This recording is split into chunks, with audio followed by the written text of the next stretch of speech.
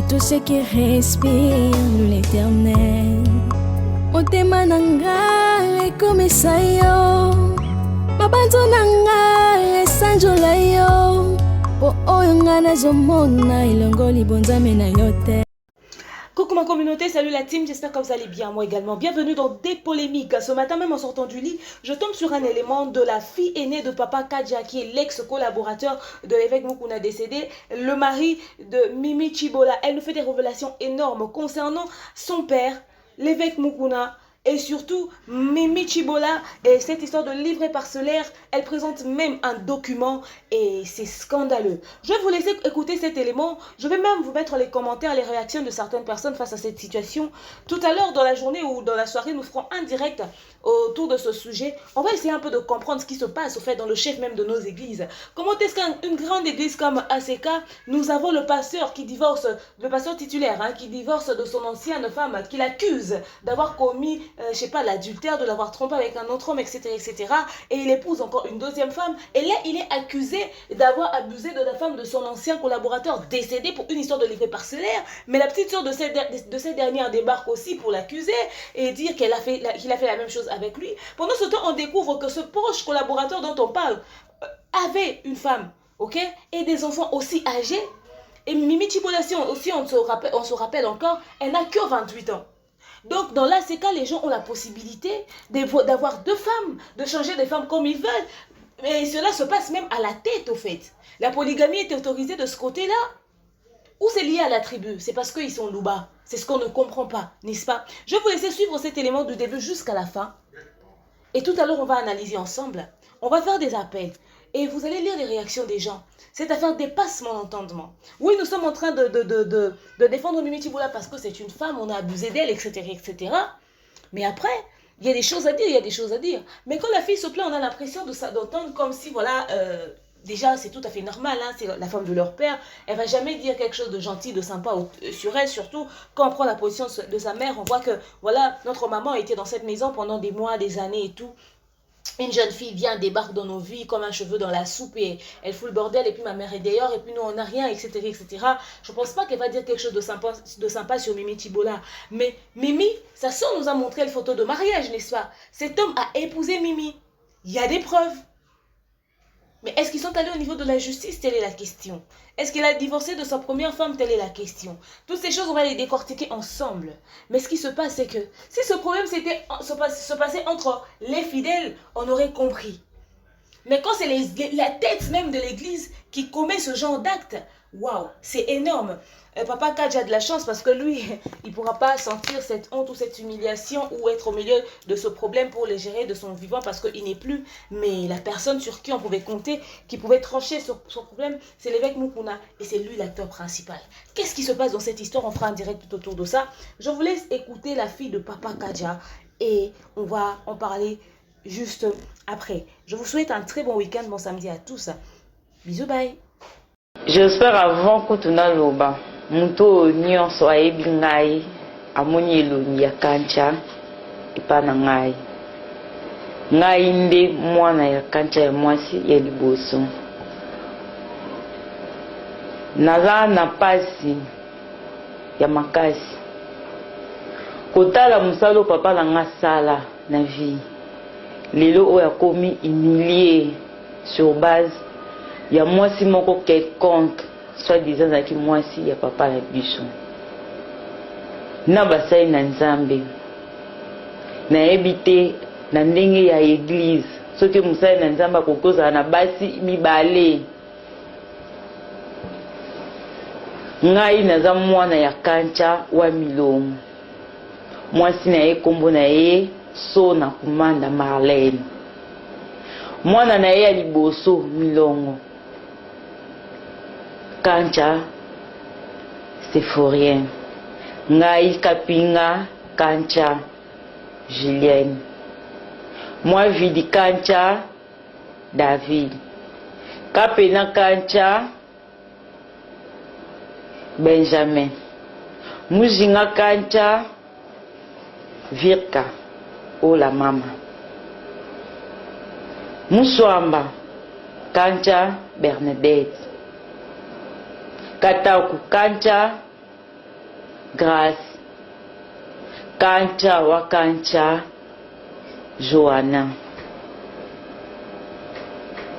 Soit disant papa na biso abotaki na mwana na biso azama kila ya papa na ngai nakoki jamais koboya ye jamais ko négliger. Mais soki likambo ezali photo solola na ndenge ya famille en tant que ngai naza ene ndenge nazalaka na ba o mususu ndenge pe na kozala na ye. Papa na biso akufi atikeli biso lopango moko oyo azokufa na monoko ne azolela bana na nga natikeli bino oyo biju na bino yango oyo fo bobatela. Atikeli biso lopango moko eya buto ya moi lopango wana nde eza mpona biso. Melelo oyo na bino ba mama oyo bozwa non place na mama na ngai oyo anyokwami vide ya mobimba na mobali. Lelo jeune fille moko abima alobaki no lopango wana eza ya ye mpona baintere ya ye na mwana ya ye ata bino moko okosangana likambo ya biso. Bamama toloba mokili bozala ta la place na biso. Soki ata tokoperde na problème te eza vie. Me Nzambe akota likambo ya biso. Nzambe akota likambo ya biso. Mpona nini tina niveau oyo ya humiliation ya boye.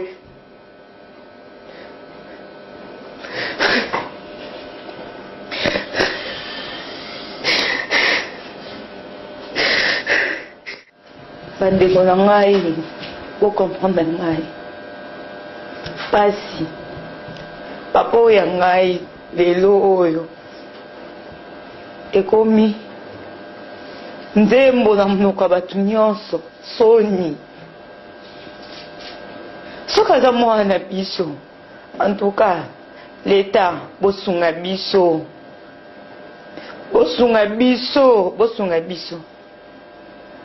parce que na mutema oya mama oyo tina niveau ya ko emilie oyo azo prétendre soi-disant azalaki mobali na ye.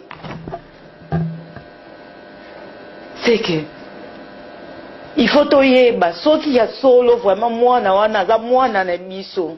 Soki aza mwana na biso tokosala nyonso. Mais na comportement ya nani ya mama soi-disant maman, c'est que nakoki kondima jamais muleki na ngai ya boka na maboka mama wana.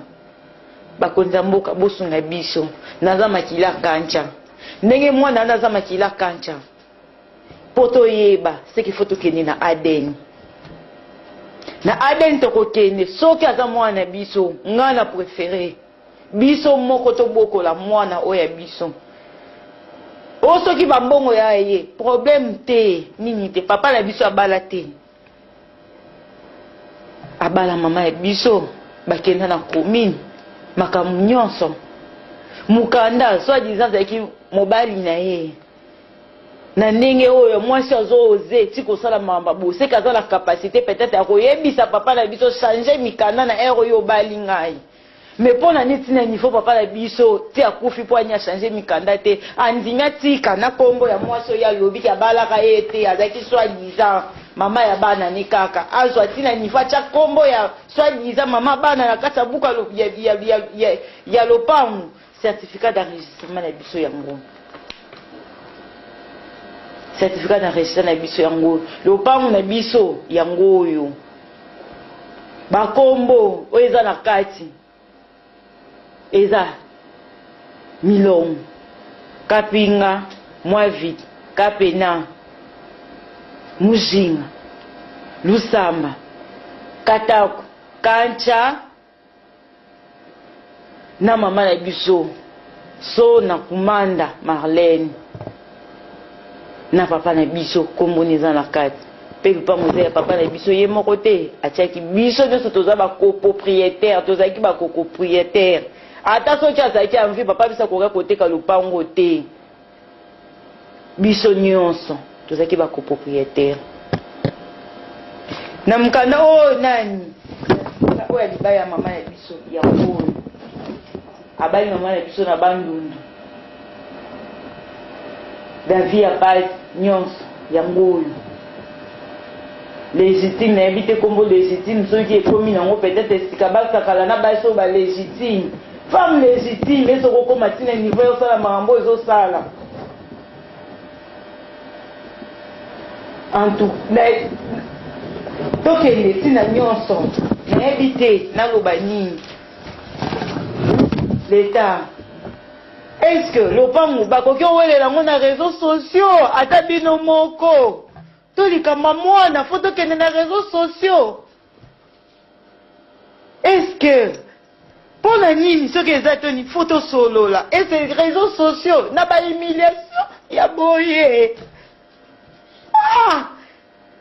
soki justice eza ata justice soki ezali justice botala no likambo oyo tokonyoka matiwa botala no likambo oyo état de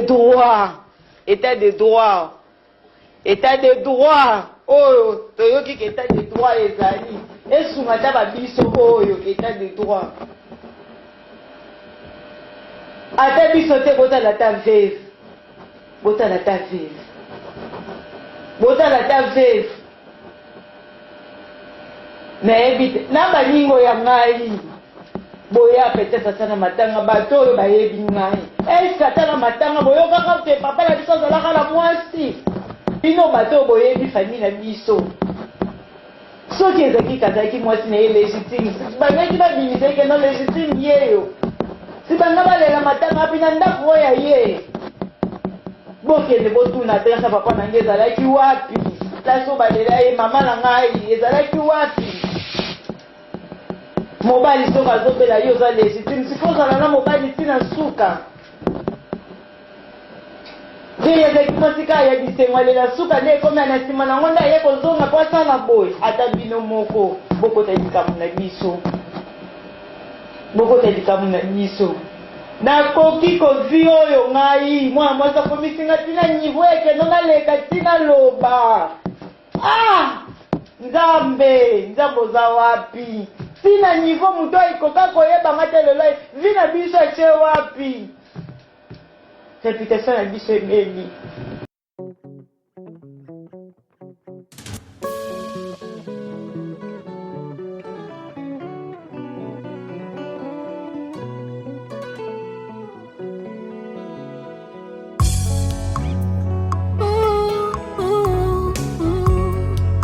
Que tout ce qui respire l'Éternel motema nanga ekomisa yo mabanzo nanga esanjola yo po oyo nga nazomona elongo libonzame na yo te.